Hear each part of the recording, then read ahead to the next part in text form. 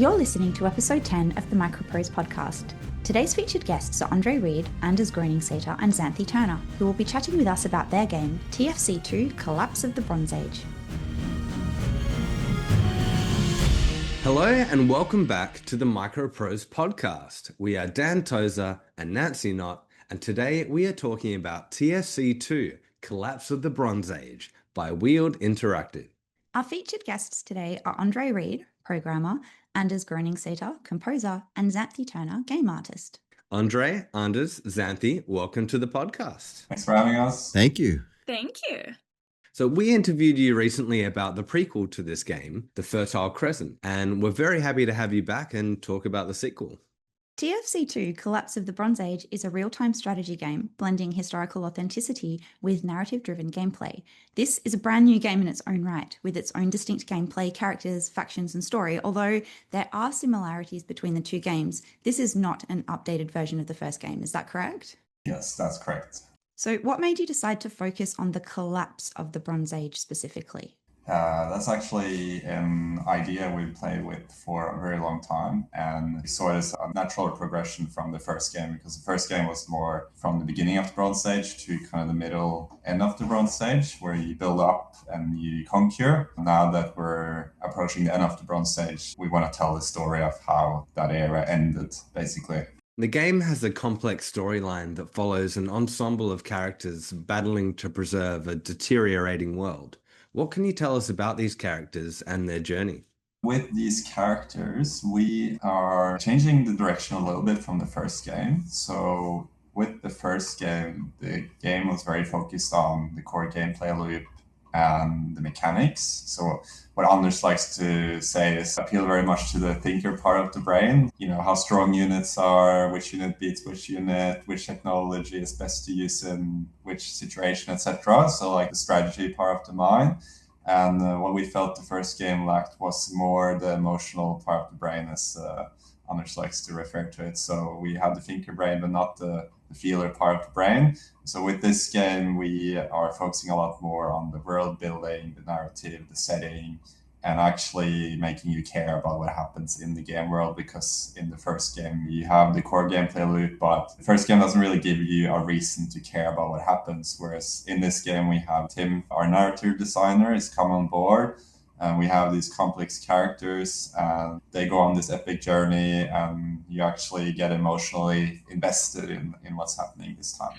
It's been really great as well, because we've kind of gotten to feel like we get to learn more about the characters as we go, and the story is written. And I, as the artist, I quite like hearing about aspects of their story and their history and the way their story is going to develop in order for me to create these designs for their characters in a way that I feel reflects their personalities and their stories. So that's been really enjoyable on my end as well. Yeah, so we're following a crew of people traveling through a world at war, which is exciting. And we have some, like our characters are, the main character is Mutti, who's sort of a reluctant hero, who all he wants to do is care for his family and his kids, but is now being dragged into this conflict. There's a bunch of backstories that we don't want to bring up just yet, but yeah, there's a prologue of Mutti's life as well, and his friends and family that follow him. Our narrative designer, Tim, has been able to arrive at a really interesting group of characters that feel like a group of characters. They're cohesive as one unit, almost family unit that travels through the game. And we hope that anchors the game a lot more emotionally for the player. You learn their backstory as you progress in the game, so we don't want to tell too much about their backstories, because that's something you're supposed to learn as you play. Well, then we'll move away from the characters and let's move over to the scripted events and challenges that are in the game. For example, the disrupted trade routes, hostile invasions, and environmental challenges, which all play a part in TFC2. How much of those scripted events are historically inspired, and how has this impacted the development process? So pretty much everything in the game is historically inspired. If you read about the Bronze Age collapse on any site, it will be pretty clear that historians are debating the real cause for the collapse, and there might be like a myriad of reasons. And we have collected all the theories about what happened, and that's what's going to happen in the game in this deteriorating world. So there's going to be different themes in the game. As you mentioned, disrupted trade because the world was so interconnected back then, and then that stopped happening. And you get a little bit of hints throughout the dialogue and your interactions with the world, like what's going on and why this is happening. We're trying to tell that story, but at the same time, we want you to experience it as it's happening. It's been really interesting seeing the missions develop, being able to see how those aspects have impacted the story and doing my own research as well. There are historical figures from that time period which make an appearance, and all the environments as well are based on plants and features that would have been present in those areas at that time period. So yeah, it's been great. There are some historians that argue that the world back then is the most interconnected up until the modern world, and whatever happened back then could actually be used as a warning signal about our world, because our world is so interconnected and are so depending on global trade, for example, just like back then. So it's definitely a time period that is interesting to learn about and might actually be more relevant to the world today than people realize.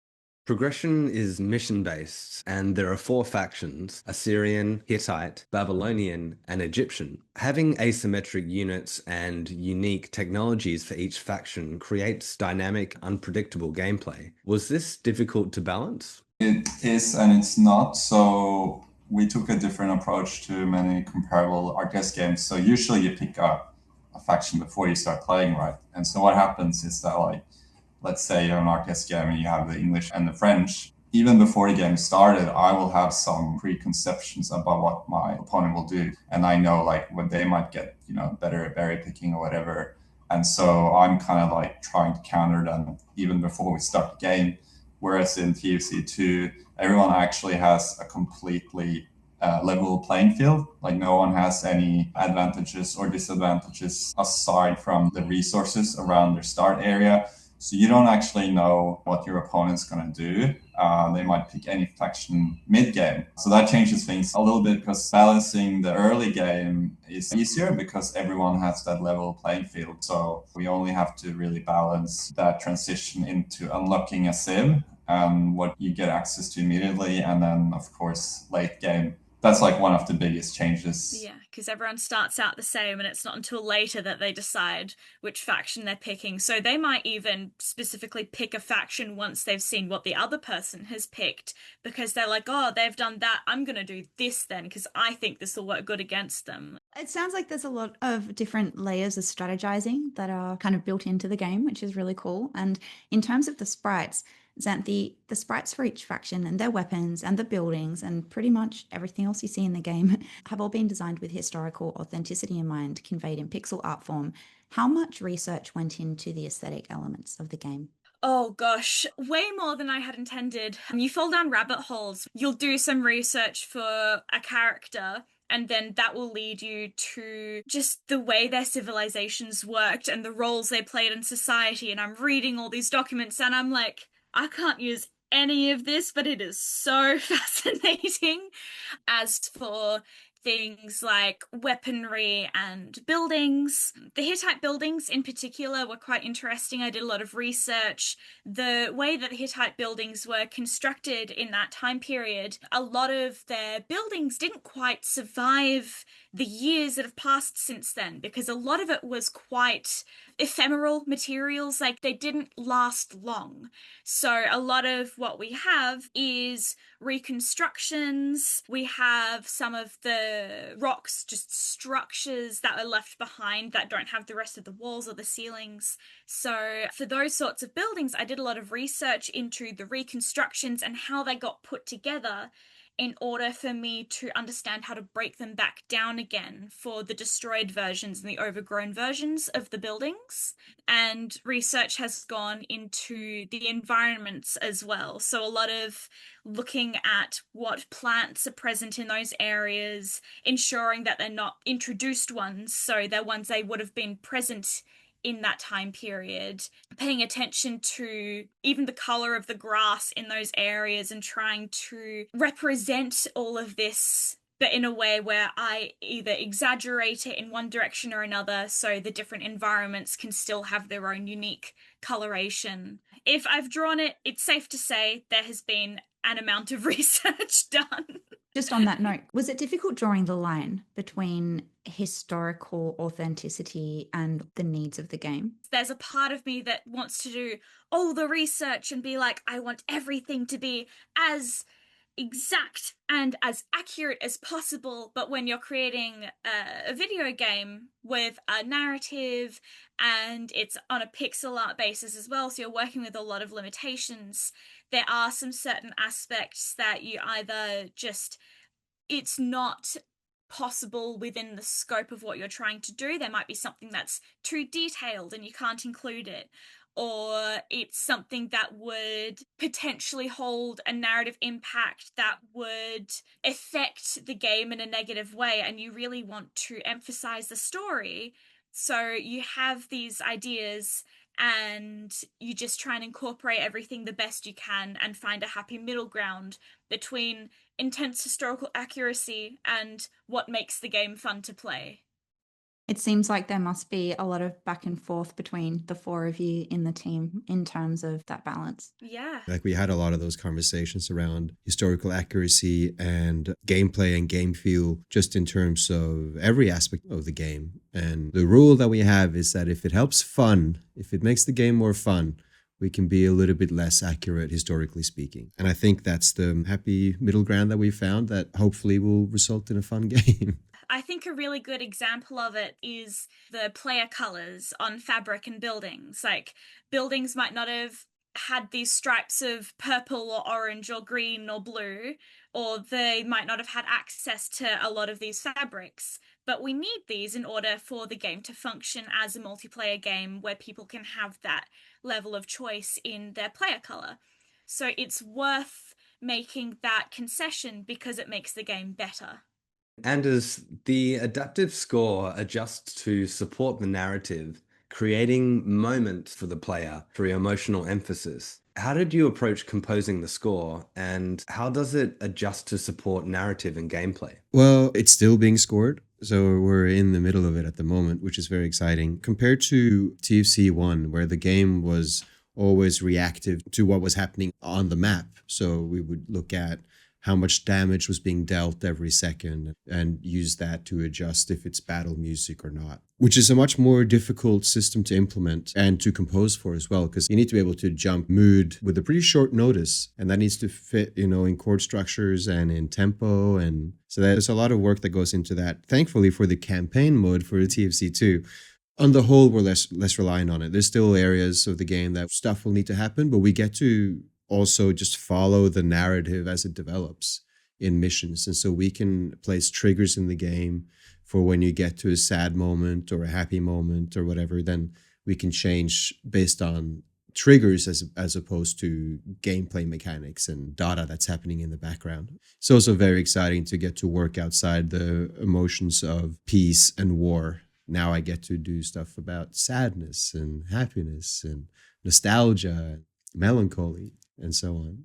So in addition to incorporating a lot of that emotional depth, what have you been able to do in terms of the sound design? So when we did TFC1, we didn't really know what we were making until the game was done. And that includes the aesthetics of the sound design and how cohesive that was. I feel like now that we've been able to take a step back and see TFC1 as a complete product, it's much easier to map that onto TFC2 and what that complete product is going to look like. And so I think we'll find the sound design in general is more cohesive across all. It's going to feel a little bit more polished in general, but still it's going to sound pretty similar to TFC1 in terms of all the interaction sounds, like units chopping wood and so on. Like that'll still sound pretty similar, although I have redone a lot of those sounds just to polish them up a little bit more. We got to take care of and respect the fan base that were there for TFC1. We want to make sure they're along for the ride. It needs to be new and different in all the right ways. There's a balancing act between making new sounds that sound completely different, because it will make it feel different and newer, but maybe it's too different. That balancing act happens across the whole game, and all we can do is be smart about it. So it's like a through line of familiarity for the old fans, even if it's got a new feeling to it.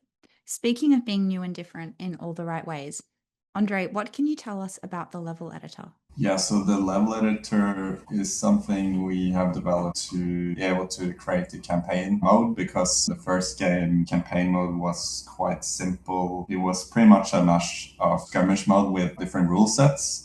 So all the levels were auto-generated. The dialogue was always at the beginning and at the end. Like every level felt quite the same, but just you got access to a few new units or buildings, or there was a rule change. For example, one mission might be like, build a wonder before your opponent, but it would still be a skirmish AI as your opponent. So in a way, every mission was a variation of skirmish mode. The second game is going to be very different because with the level editor, we also made a scripting API so that we can put triggers anywhere in our level. At any point, we can have a dialogue trigger or objectives trigger, so that you don't have just the original goal and then you do those goals and then you're done, but things can actually change during the mission as well.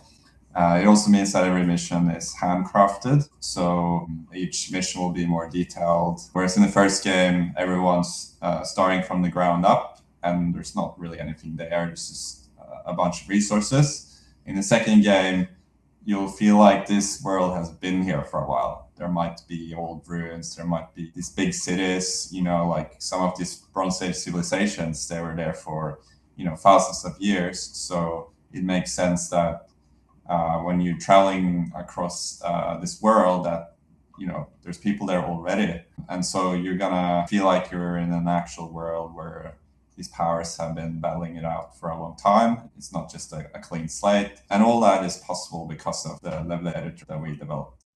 Even outside of the level editor, TFC2 has a high level of replayability.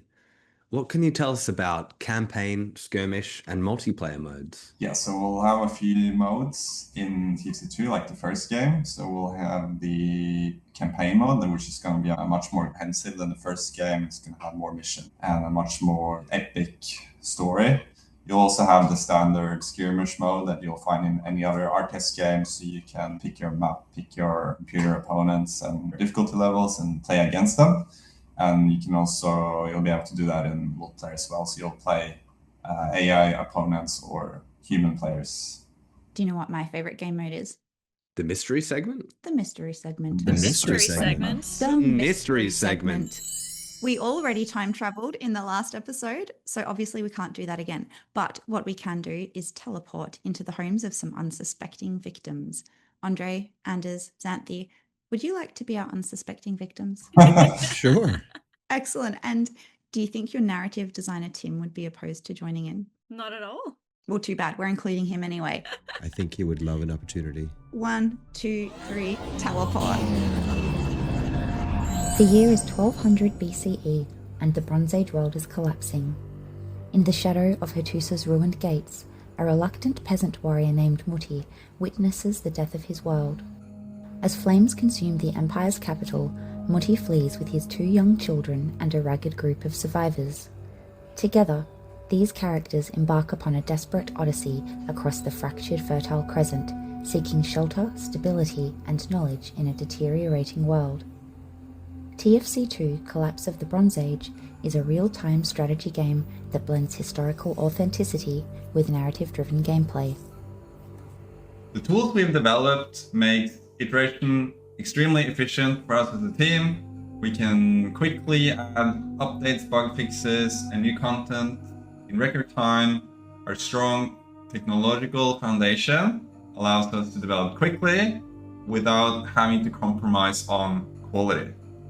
The tools we're creating is actually the reason that we can create an epic campaign mode with complex characters and advanced missions, even though we're a small team. More missions, more story, and we'll also be able to implement and release something for the users to create their own missions, campaign missions. This will work in multiplayer. They can make co-op missions, and they can share this through Steam Workshop. So many of these games the purpose is to kind of rise up, conquer everyone, So it's a power kind of fantasy in a way, where this is very much more focused on one little family of farmers trying to navigate and survive the fall of the Bronze Age on quite an epic journey across lots of the historical empires of that period. Historical accuracy matters as much as narrative resonance. I research every character, weapon, shield, helmet, item of clothing, building, and environmental asset before moving to the drawing board. Musically, we're going for a filmic feel that helps communicate and underscore the journey the characters are on, the places they visit, and the events that occur. Music will be dynamic, responding to the state of the game or the state of the player, and equally we rely on sound design to help support the story, to dress the environments and to make them feel real. With the map and script editors, we are able to create detailed soundscapes that are bespoke to certain situations and environments. With historically driven aesthetics and gameplay mechanics, this game is really like no other.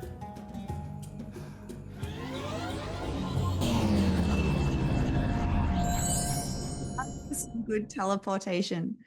Speaking of teleportation, but not really, where can people go to wishlist TFC2 Collapse of the Bronze Age? On Steam. Go wishlist it on Steam immediately. And if you don't do it, there is a chance that our civilization could collapse. So I think to be on the safe side, everyone should go out right now, wishlist the game, and save the world. If you buy TFC2, all of your dreams are going to come true. It rhymes. Whoa! Really important question. People are going to want to know, in the sequel, are there aliens? Yes or no? No comment. No comment. Oh, yeah, no comment. You said you were giving us what we want. Yeah, only the historically accurate aliens. Hey, of course. guys, TFC3. TFC3, Rise of the Aliens. Yeah, exactly.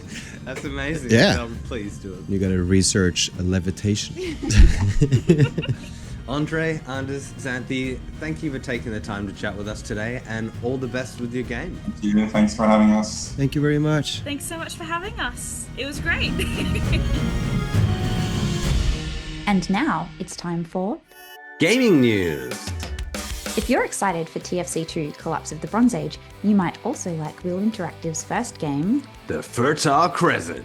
Gather resources, build your base, and lead your people to victory in this captivating reimagining of classic RTS set in the Bronze Age. Secure fertile land, fend off raids, and stockpile food to generate knowledge, and unlock powerful village advancements. You can buy it now on Steam, GOG, the Microprose website, or all of the above. And while you're there, don't forget to wishlist TFC2 Collapse of the Bronze Age. Ronald Trace. Microprose are excited to announce Throttle Trace. This fresh take on racing is basically slot cars meets full-on simulation. You're not steering, you're managing grip with just throttle and brake. It's super easy to pick up, but once you start chasing those perfect laps, it gets intense fast, with all the depth of a serious racing sim. Wishlist Throttle Trace now. Seriously, wishlist it now. The future you will be glad you did. The Microprose podcast will return next month with more exclusive interviews, gaming news, and, as always, a brand new mystery segment. For more information about anything you've heard here today, check out our show notes or go to www.microprose.com for devlogs, updates, and announcements. And endgame.